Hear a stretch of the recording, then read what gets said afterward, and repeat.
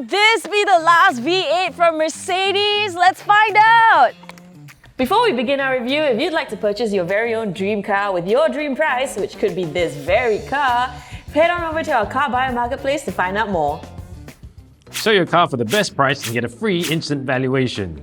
Get optimal value with our AI valuation tool and data-based pricing. Find the best deal with our network of dealers. We promise no fees or obligations, flexible handovers, and successful transactions. We also guarantee full transparency, keeping you informed every step of the way. Interested? Here's how to begin.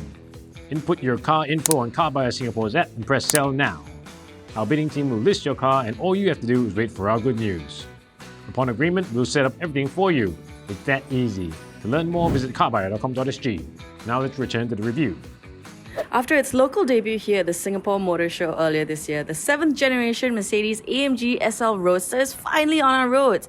And in a time when automakers are quickly phasing out combustion engines in favour of electric motors, the SL Roadster makes a rather loud impression, along with the likes of the Audi R8, another German sports car that is, in fact, the last of its kind.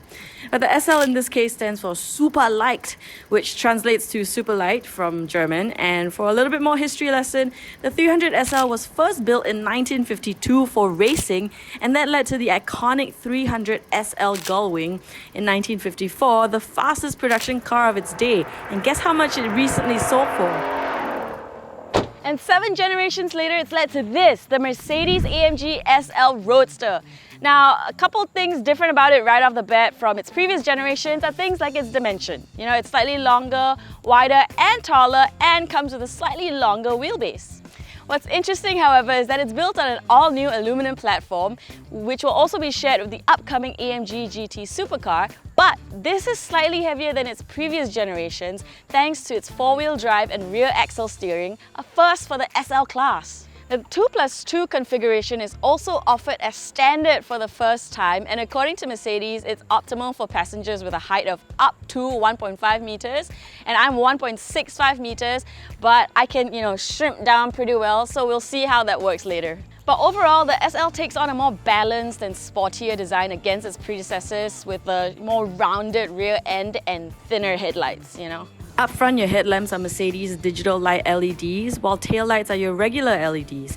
You also have flush door handles, while the boot space is reduced from 504 litres to 240 litres with the roof up. This, of course, is reduced with the roof down. The SL43 variant comes with 20-inch light alloy wheels, while the 55 4MATIC Plus variant, this one, comes with 21 inches. Now, as I mentioned before, the rear seats, according to Mercedes, are optimal for people with a height of up to 1.5 meters, and I'm 1.65 meters. So let's see how, easy or comfortable it is just to get in. Now, first, you gotta pull this little strap on the back, and then the seat slowly takes its time to climb forward.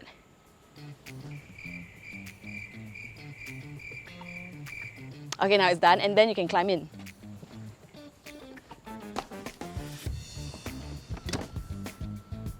Okay, I don't know if it translates onto camera, but if you have two eyes, I suppose you can tell that I'm pretty squashed up back here.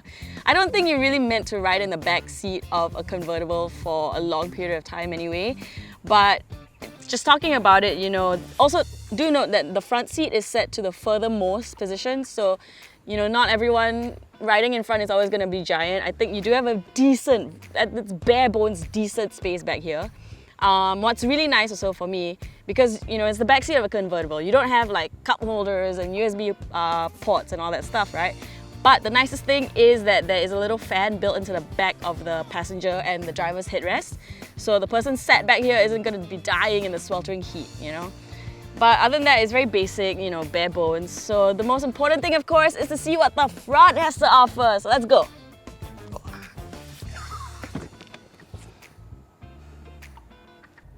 Now up front in the SL, it's pretty standard Mercedes design that you've seen before. You get a very spaceship-like cockpit, you have circular air vents, and your infotainment tablet right here. Now the driver gets a 12.3-inch digital driver's display that is obviously still visible with the top down, and infotainment system, everything is all accessible from this one tablet here that measures 11.9 inches diagonally.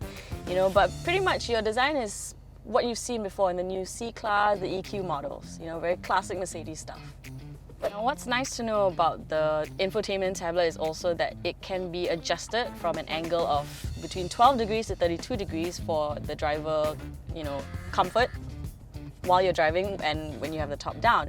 And so it's really nice to know, And then there's also what Mercedes calls a pre-safe safety system that apparently will tighten your seat belt or move the passenger seat to like a more optimal position in the case of an oncoming collision, which you don't want to be in, obviously, but it's nice to know that you have it, The SL also comes with a Burmester high-end 3D surround sound system that's also in the EQS. But with the roar of the V8 though, that might not be your biggest concern, but it's sure nice to have when you're cruising through town with the top down. You can of course adjust your driving style with settings for engine, dampers, and exhaust adjustable from the infotainment, and traction control is adjustable as well, but we strongly advise you, our dear viewers, against turning it off. Don't touch it. Just leave it alone. Don't even look at it. Okay, now I don't know if you're like me and really looking forward to this one feature, because apparently you're not old enough to drive the car yet. For all those watching, I'm not gonna say my age, but my birthday is in November, if anybody wants to send me anything.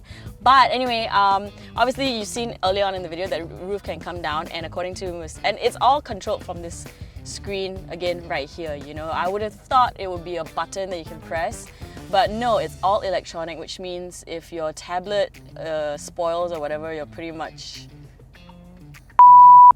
Yeah, so basically, again, but back to the soft top, I'm really excited about this one. You press it from the little button system here, and then interestingly you have to slide and then hold it, and then the roof comes off. Yeah, and you have to keep holding it until it's done. But yeah, basically it all comes down in apparently 15 seconds and up to speeds of 60 kilometers an hour. So that's pretty nice. Okay, and again, to close it, it's all operated from the touch screen system. Here we go. There you go, done. But enough of all the cool tech and features. What you really want to know is what's driving this car, right? And this is the SL55 4MATIC Plus variant, which is powered by a 4-liter bi-turbo V8 engine, putting out 476 horsepower, 700 Newton meters of torque, with a top speed of 295 kilometers per hour. And there's also a lower spec variant, the SL43, which has a 2-liter inline-4, a first for the SL class as well. Alright, and here we are driving along in the SL55. There's a 4-liter twin-turbo V8 engine under the bonnet.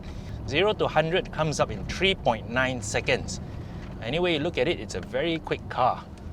Well, and there's also a 9-speed automatic gearbox, all-wheel drive, and for all intents and purposes, this car really drives like a supercar. There's a properly fruity soundtrack when you put the exhaust into sports exhaust mode. Well, it's something that's few and far between these days with all the EVs going around. It corners like it's on rails. Its handling is so planted. It may be a convertible, but there's zero scuttle shake. The body is properly stiff, like a real sports car should be. I mean, just check out that glorious exhaust noise. Can't find anything like this much anymore.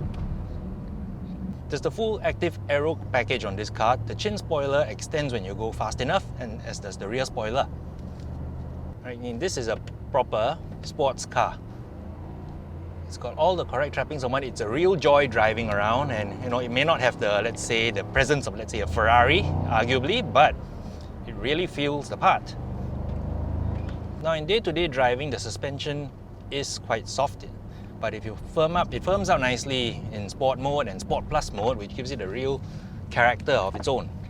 The gearbox is very laid back in comfort mode, but once you get into Sport and Sport Plus mode, there's a real attack factor to it. Well, another car that you could compare to this would be the last Audi R8, which we drove a few months back. They have a similar kind of soundtrack. Well, but the Audi has the engine in the back, this one has it in front. It's the kind of supercar that we fear could soon go extinct with the rise of EVs. But still, the SL55 is here, and we're quite glad it is. Now the other question is, could you use this as a daily cruiser? Yes, it does. It's not angry and snarling and barking all the time. If you put the car into comfort mode, it does its job very well as a long distance, daily cruiser. The thing is, the boot is a bit small, and well, there's not much room in the back seat. For two people and an overnight trip to Malaysia though, it's perfectly comfortable. Now, after all that, the most important factor when it comes to the SL in a Singaporean context especially is its price tag.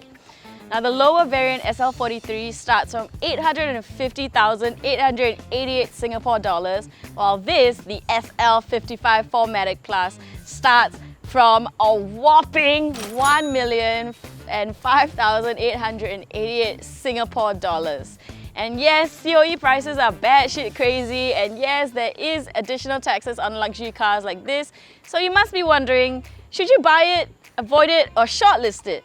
And frankly, I'm also wondering the same, but our verdict is you should shortlist it. Now, with the 850k to $1 million price tag, you could consider other sports cars like the Audi R8 or even the Porsche 911, which we all know never goes out of style. But, I think if you have the financial means for it, it's definitely worth considering. With a V8 like this and the SL history, it's a pretty nice addition to your garage, especially in a time like this when everything's going electric. This will make a really nice addition. That's all for our review of the Mercedes-AMG SL Roadster. Give this video a thumbs up, share it with a friend, and subscribe to our channel and hit the bell icon so that you don't miss out whenever we upload a new video. I'm Kimberly, and I'll see you next time.